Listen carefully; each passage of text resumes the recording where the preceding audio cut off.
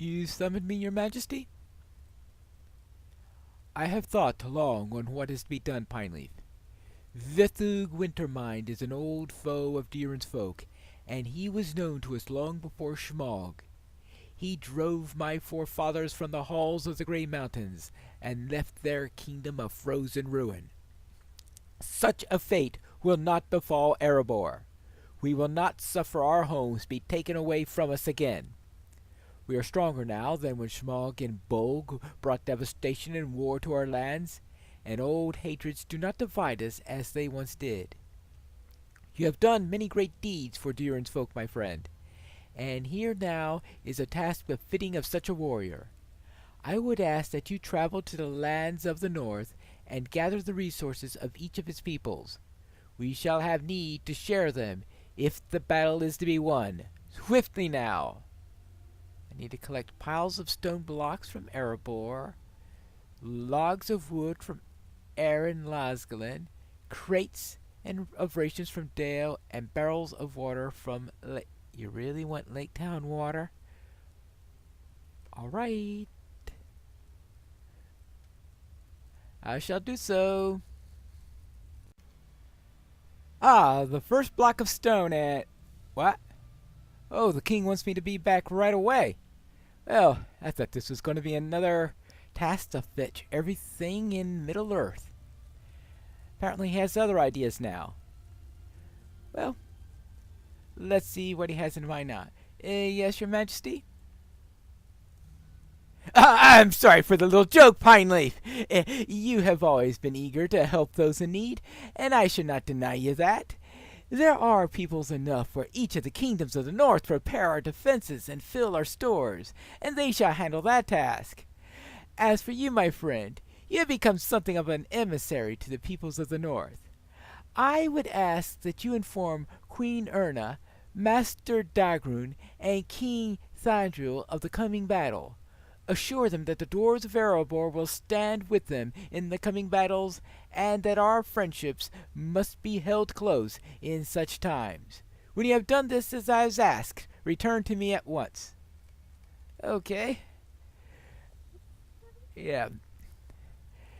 Yes, even being the gopher is being a joke by the peoples of Middle-earth now.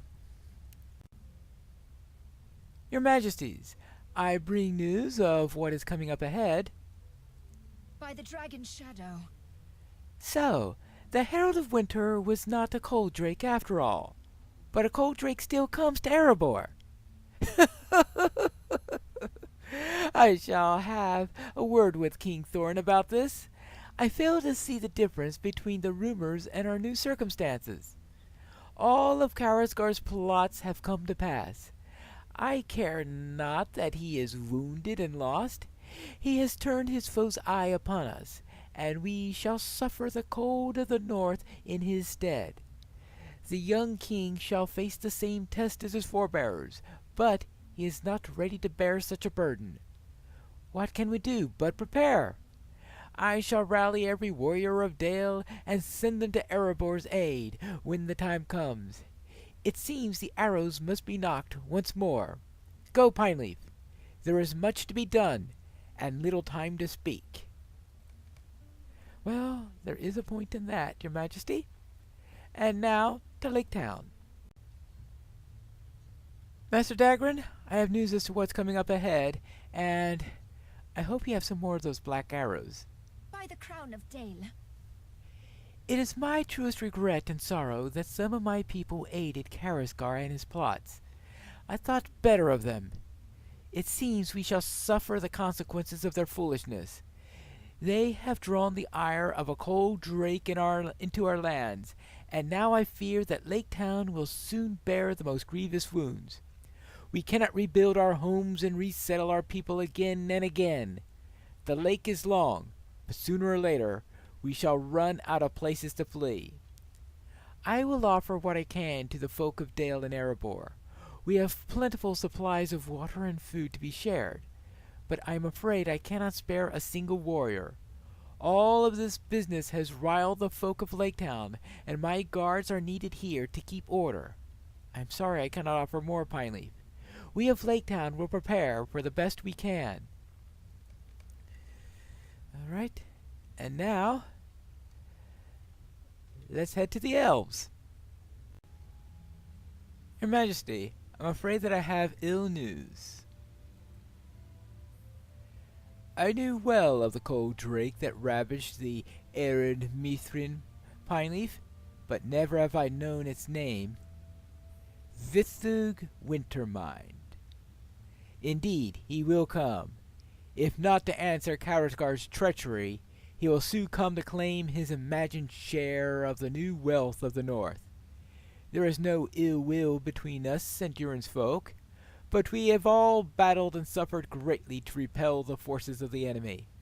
I shall offer the warriors I can to defend Erebor in the Dalelands, but it will take more than our forces combined to slay such a foe. Let's hope that is some measure of peace on the horizon. Well, I shall hope so. I shall hope so indeed. Well, we'll see how the king under the mountain takes this.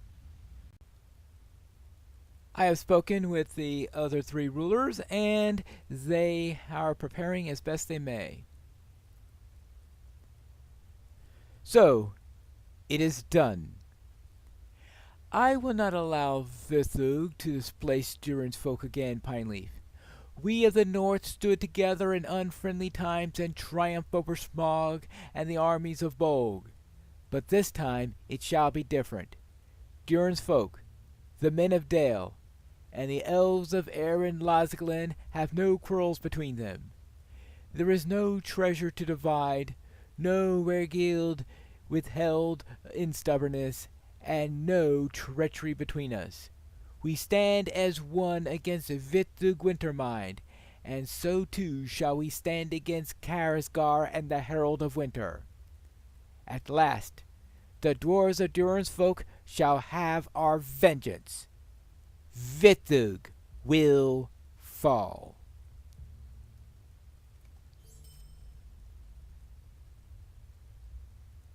Vithug will fall. I hope he's right. But what will happen next? That will be answered in a future episode of The Lay of Rust and Rime. And that appears will be after another update. Whenever that is, we shall return for a Lay of Rust of Lime, where we will find out what will Vithig do, and how will the members of the Northern Kingdom address this.